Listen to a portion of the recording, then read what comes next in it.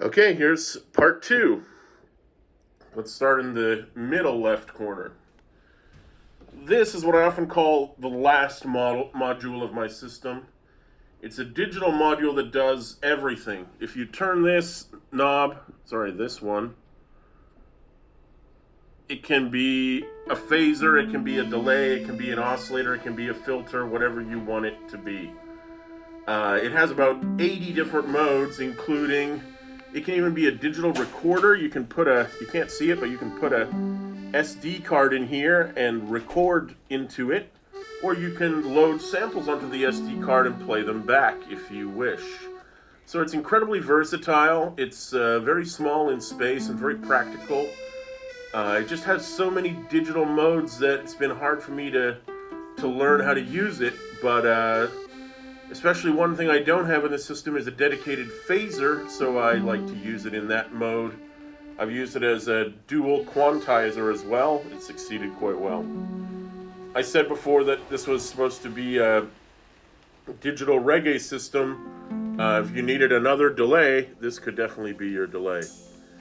This here is also a delay. It's called the Wow and Flutter from Snazzy Effects. I don't know if they're in business anymore. This used to be a guitar pedal. They turned it into a module. And I talked about this delay in the last video. We've got this one. Both of those don't have a ton of control. So here you can see it's got 9 knobs, it's got a switch, it's got different inputs and control options. I had hoped for a very weird, unusual delay, but the best I can do with it is make it something that sounds like a pretty normal tape delay. I can get it to warp the pitch of the echoes, but it's never really done as much as I'd hoped it would. So, in fact, I'm a little disappointed with that one, but I chalk it up to the fact that maybe I need to work harder to understand exactly what it does. This is starting to feel like the effects corner here, because here's another multi-effect module. This tiny little guy has 3 knobs, and it has 6 modes. Flanger, tremolo, delay, reverb, pitch shifting, and a couple of them are combined into 2 in 1. So you can pick one of 6 modes and have effects, especially since this drum output doesn't have much in the way of variation. I often end up running him into here and putting a flanger or maybe an echo on it, and it does that quite well. And here we have yet another delay. This is also Harvest Man. It's called the Time Safari. This one is awesome. I like the Wow and Flutter. I'm not an expert at it yet, but it does amazing stuff. You can have a tap tempo here to be in time with the other stuff, but you can also control this is kind of like a looper. So you can control when it records sound, when it plays back sound, the direction of the sound. These control the length of the loop. You can reduce the sample rate with this knob, which sounds awesome. So in terms of weird delays, everything I wasn't getting from this one, I'm definitely getting from this one, and I'm extremely happy that I got it. I traded this and another one to another user here for a compressor and some cash. And I didn't use the compressor much, but I'm very happy with the 2 modules I got. Here, right in the middle, we can see my primary filter.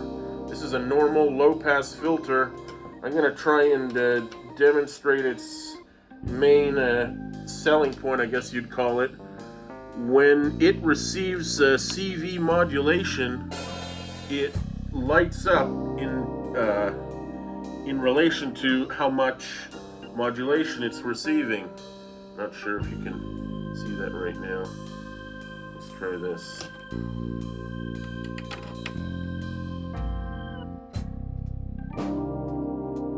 There we go. You can see the light flashing inside it, and it has a see-through panel. So when the light is brighter, it's getting a higher CV signal, and when it's lower, it's getting a softer one. That's probably not a very good reason to buy a module. I get that, but it's fun. The lights give you that visual feedback. Since this is not a metal plate, but a piece of transparent plastic, I had to get longer screws to screw it into the system. So All that said, its job is to be a low-pass filter, and it does that job, and I end up using it quite a bit. Right next to it, another relatively new guy. This is a 2 HP sequence.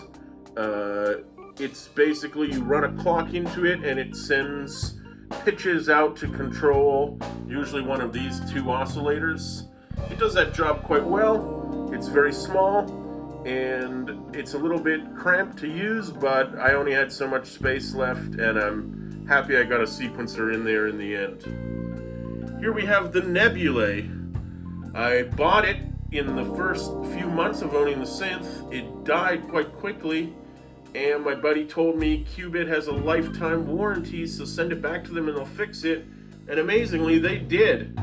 You can see me running a test on this in a video from a week ago. I'm not going to run it again. Basically, you load samples onto a USB drive, and you use these 5 knobs to play the sample back at different pitches and speeds. It does amazing sounding stuff. I was talking about wanting to make ambient music. Well, this is definitely an oscillator that will make some amazing ambient clouds of busted up samples. Sounds rad. I'm so glad they fixed it.